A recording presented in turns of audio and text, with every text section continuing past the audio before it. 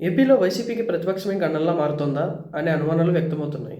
Assembly ఎన్నికల్లో కేవలం 11 సీట్లకే పరిమితమైన వైసీపీ మండలిలో మాత్రం మెజారిటీ సభ్యుల అండతో ప్రతిపక్షంలో కొనసాగుతోంది. మండలిలో వైసీపీ పక్ష నేతగా వ్యవహరిస్తున్న సీనియర్ నేత బొత్స సత్యనారాయణ ప్రతిపక్ష హోదాను అనుభవిస్తున్నారు. అయితే ఇటీవల చోటు చేసుకుంటున్న రాజకీయ పరిణామాలతో శాసన మండలిలోనూ వైసీపీ ప్రతిపక్ష హోదాకు డేంజర్ సిగ్నల్ కనిపిస్తున్నట్లు చెబుతున్నారు. ఏపీ శాసన మండలిలో మొత్తం సభ్యుల సంఖ్య 58. ఇందులో ప్రస్తుతం అధికార పక్షానికి 10 మంది సభ్యుల బలం ఉండగా ప్రతిపక్ష వైసీపీకి 36 మంది ఎమ్మెల్సీలు ఉన్నారు. ఇక 5 ఖాళీలు, 5గురు ఇండిపెండెంట్లు మండలిలో ఉన్నారు. త్వరలో 3 స్థానాలకు ఎన్నికలు జరగనున్నాయి.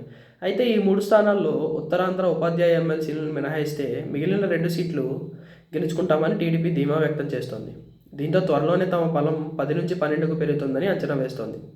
మరోవైపు వైసీపీ సభ్యులుగా ప్రస్తుతం కొనసాగుతున్న వారిలో జయమంగళ వెంకటరమణ, ఇందుకూరి రఘురాజు వైసీపీకి రాజీనామా చేసి కూటమి పార్టీల్లో చేరిపోయారు. ప్రస్తుతం రఘురాజు టీడీపీతో సన్నిహితంగా ఉండగా జయమంగళ స్థానానికి కొద్ది రోజుల్లో ఉప ఎన్నిక జరిగే అవకాశం ఉంది. దీంతో కూటమి బలం ప్రస్తుతానికి 14గా భావించవచ్చు అని అంటున్నారు. ఇలా 2027 నాటికి మరో 18 స్థానాల్లో టీడీపీ కూటమిగా పాగా వేసే అవకాశం కనిపిస్తోంది. ప్రతి 2 ఏళ్లకు జరిగే శాసనమండలి ఎన్నికల్లో అసెంబ్లీలో బలం ఆధారంగా టీడీపీ కూటమి అన్ని స్థానాలను కైవసం చేసుకునే వీలుంది.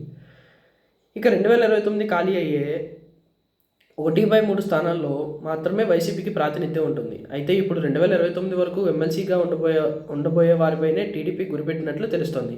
వారితో రాజీనామాలు చేయించి కూటమిలో ఏదో ఒక పార్టీలో చేర్చుకునేందుకు పావులు కదుపుతున్నట్లు తెలుస్తోంది. ఒక వ్యూహం ప్రకారం పావులు కదుపుతున్న అధికార కూటమి 2027 ఎన్నికల నాటికి శాసనమండలిలో వైసీపీకి ప్రతిపక్ష హోదా లేకుండా చేయాలనే టార్గెట్తో అడుగులు వేస్తున్నట్లు చెబుతున్నారు. ప్రస్తుతం ఆ పార్టీ నేతగా వ్యవహరిస్తున్న బొత్స పదవీ కాలం కూడా 2027లోనే ముగియనుంది. దీంతో ఎమ్మెల్సీలను కాపాడుకోవడం వైసీపీకి పెద్ద సవాలని అంటున్నారు. ఏది ఏమైనా వైసీపీ ప్రతిపక్ష హోదాకు డేంజర్ బెల్ మోగిస్తున్న అధికార కూటమి ఎంతవరకు సక్సెస్ అవుతుందో చూడవలసింది. మరోవైపు వైసీపీ కీలక నేత మాజీ ఎంపీ విజయసాయిరెడ్డి ఇటీవల ఓ షాకింగ్ విషయం చెప్పిన సంగతి తెలిసిందే. ఇందులో భాగంగా తాను ఇకపై రాజకీయాలకు దూరంగా ఉంటున్నట్లు ప్రకటించారు. ఇప్పటికే వ్యవసాయం కూడా స్టార్ట్ చేసినట్లు తెలిపారు. ఆ సంగతి అలా ఉంటే తాజాగా ఆయనకు హైదరాబాద్లోని సిబిఐ కోర్టులో బిగ్ రిలీఫ్ దక్కింది. ఆయన దాఖలు చేసిన పిటిషన్కు కోర్టు ఇవాళ కీలక తీర్పు ఇచ్చింది.